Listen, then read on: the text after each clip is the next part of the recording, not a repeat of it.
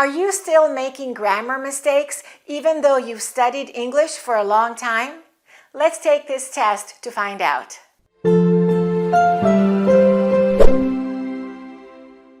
At Accurate English, we teach all aspects of English: accurate pronunciation, accurate vocabulary, and of course, accurate grammar. For fluency and confidence when you're speaking English, all of these things are important. Let's see how accurate your grammar is. I will give you a test which contains some very common grammatical mistakes. Some of these grammar rules are not very advanced. Intermediate learners of English are more likely to make them. But if you are advanced, you might be making them as well. It's good to have a review from time to time. First, I will show you the sentences one by one, and you decide if they're grammatically correct. And then I will give you the answers and the explanations. Let's look at the first sentence. Is this sentence correct? We had such a nice weather last week. Yes or no? If it's not correct, where's the mistake? Let's look at the next one. Yesterday was such a beautiful day, wasn't it? Is that sentence correct? They invited my wife and I to dinner. What do you think? Is that sentence correct? How about this one?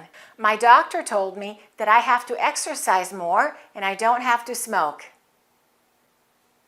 Is that sentence correct? What do you plan to study? I plan to study or biology or mathematics. Is that sentence correct? How about this one? I don't speak French. Neither am I. What do you think? Let's look at the next one. I have never been to Alaska. I haven't either. Is that correct? Look at the next one. Do I have to do all of these difficult homeworks? Is that correct? Let's look at the next one. Thank you for the excellent advices. They really helped me. Is that sentence correct? Have you ever been to New York? Yes, I've been there 3 years ago. Is that correct? How about this one? I want to help you. Please let me to help you. Let's look at this sentence. If you're too busy to do it, you should have someone else to do it for you. Is that sentence correct? What do you think? How about this sentence? Where is your car? It's being fixed. It'll be ready next week. Is that correct? Let's look at this sentence. I saw that film 3 times last month. Let's look at the next sentence. I forgot his name. Please remember me his name. Is that correct? How do you think you did? Did you catch all of the mistakes? All right, now I will give you the answers and the explanations. Let's look at this sentence again. We had such a nice weather last week. That is not correct. Where is the mistake? The article a should not be there. We need to say such nice weather. And I know some of you may be thinking, wait a minute, we say such a nice day, such a good job, such an expensive car. So why not such a nice weather? Because weather is an uncountable noun.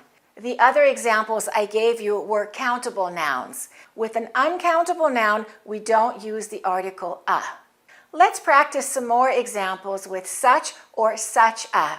How about the word meal? What do we say? Such a good meal or such good meal? Meal is a countable noun, so we say that was such a good meal. How about students? Students is plural, and with plural nouns we never use a, so we can say they are such good students. How about this sentence? Yesterday was such a beautiful day, wasn't it? That's correct. We use a because day is a singular countable noun. How about this sentence? They invited my wife and I to dinner. For a lot of people, that may sound right, but actually that's not correct. The correct answer is, they invited my wife and me to dinner. Let me explain. Me is an object pronoun, and I is a subject pronoun. And here is the easiest way to know if we can use a subject pronoun or an object pronoun. Let's take out my wife and. And now the sentence says, they invited I to dinner. Does that sound correct? No, it's supposed to be, they invited me to dinner. So now we know that the correct answer is, they invited my wife and me to dinner. So when you're trying to figure out whether you're supposed to say he or him, or they or them, or I or me, that's how you can know. And just as a quick review, the subject pronouns are I, you, he, she, it, we, and they. And the object pronouns are me, you, him, her, it, us, and them. Can we say him and her invited me? No, because all of those are object pronouns. We need to say he and she invited me, because he and she are subjects and me is an object. Be careful about that one. Some native speakers make mistakes on that, so as I always say, be careful about who you imitate. All right, let's go on to the next one. My doctor told me that I have to exercise more and I don't have to smoke. Is that correct? No, it's not. The opposite of have to isn't don't have to. It's must not.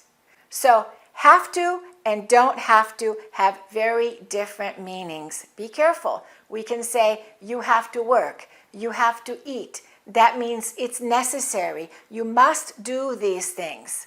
But if you say you don't have to, that means it's your choice. You can do it or not. For example, it's the weekend.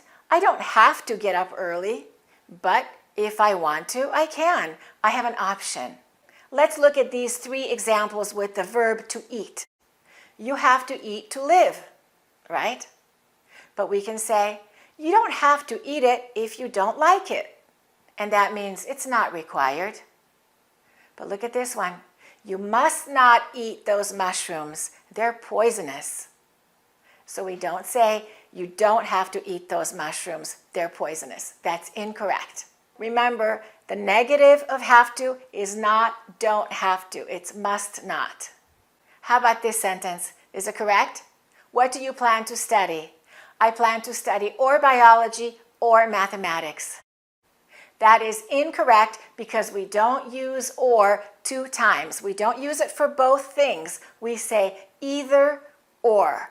Maybe in your language you can use the translation of the word or two times, but not in English. For example, when will you do it? I will do it either today or tomorrow. What are you going to have for dinner? I'm not sure yet. Either fish or steak. Don't say or fish or steak. You can also use either this way. Which one do you want? Either one. Either one will be fine. That means I'm okay with this one and I'm okay with that one. Either one. Is this sentence correct? I don't speak French. Neither am I. No, it's not correct. Why not? The auxiliary verbs don't match. Pay attention to that. We can say, I don't speak French, neither do I. Or we can say, I can't speak French, neither can I. They must match. I didn't speak French, neither, you finish it. Neither did I. How about this one? I haven't spoken French in a long time. You finish it. Neither have I. I know what some of you are asking yourselves. What about either? Can I use either? Yes, but with the negative auxiliary. Let's look at this example. I don't understand. You can say neither do I, or if you want to say either, you have to use it like this. I don't either. I don't understand. I don't either. So we use the negative auxiliary with either. But with neither, you can't use a negative. That would be like a double negative. That's one way you could view it. Let's try that in the future tense. I won't speak French at the meeting tomorrow. And the other person says, neither will I. Neither will I. Or if we want to say either, what do we say? I won't either. I won't either. And both of those are okay. You can say neither will I or I won't either. Let's practice a few more. I won't do it. Neither will I. I won't either. How about this one? I can't do it. Let's use neither first. Neither can I. Let's use either. I can't either. Let's do it in the past tense now. I didn't do it. Neither did I. I didn't either. Let's use the auxiliary have. I haven't done it. Neither have I. I haven't either. Is this sentence grammatically correct? I have never been to Alaska. I haven't either. Yes, it is correct. We have two auxiliary verbs with have. How about this one? Do I have to do all of these difficult homeworks? Is that correct? What do you think? No, it's not correct. Homework is a non-countable noun. We can fix the mistake by removing the S of homework, and then we have to change these to the singular form and say this. Do I have to do all of this difficult homework?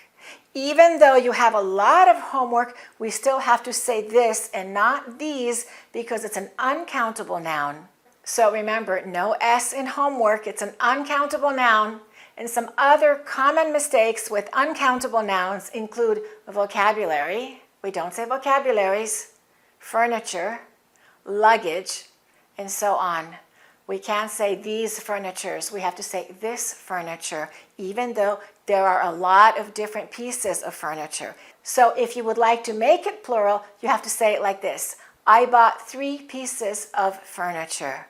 I bought a sofa and a table and a chair. I bought 3 pieces of furniture. Let's look at the next one. Have you ever been to New York? Yes, I've been there 3 years ago. That's not correct. The correct answer is I was there 3 years ago. We specified the time. We said when it happened. We said 3 years ago. In that case, we must use the past simple tense. Have you ever seen that film? Yes, I have. I saw it last week. It would be incorrect to say I have seen it last week because we are specifying when it happened. So when you mention the time, last week, last year, 5 minutes ago, you must use the past simple tense and never the present perfect tense. So we can say, I've been to New York. It's a great city.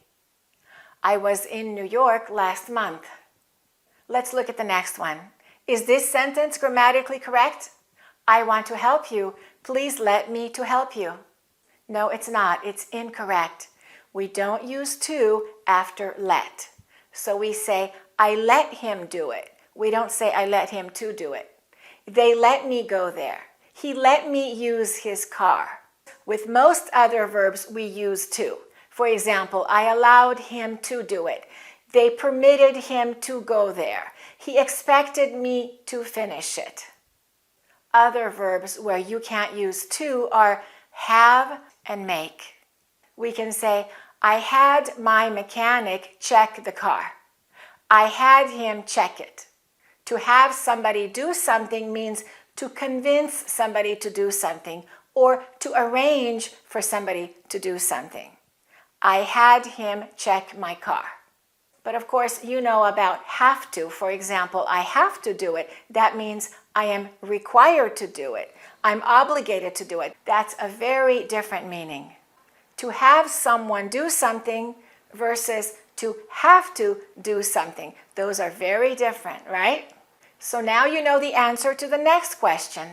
Look at this sentence. If you're too busy to do it, you should have someone else to do it for you. Of course, that's incorrect because we cannot use to with have when it means you're going to arrange for someone to do something. All right, let's go on to the next one. Where is your car? It's being fixed. It'll be ready next week.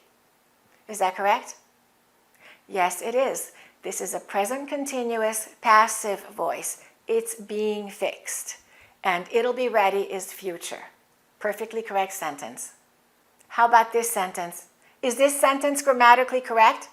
I saw that film 3 times last month. Yes, that's correct. We specified last month. We said when it happened. But if we don't say when it happened, we use the present perfect tense. I have seen that film 3 times. I have eaten at that restaurant several times. But look at this.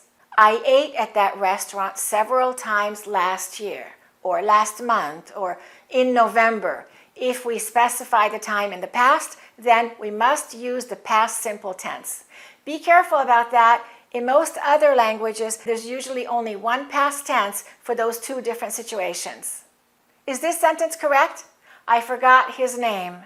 Please remember me his name. That's incorrect. The correct answer is, I forgot his name. Please remind me of his name. Don't confuse remember and remind. Simply put, to remember is the opposite of to forget. But to remind is to make sure that somebody else doesn't forget something. For example, please remind me to take out the trash. I almost forgot. Thank you for reminding me. How did you do? If your English is advanced, I expect that you maybe made 1 or 2 mistakes maximum. But if you're at the intermediate level, it's possible that you made 4 or 5 mistakes or even more.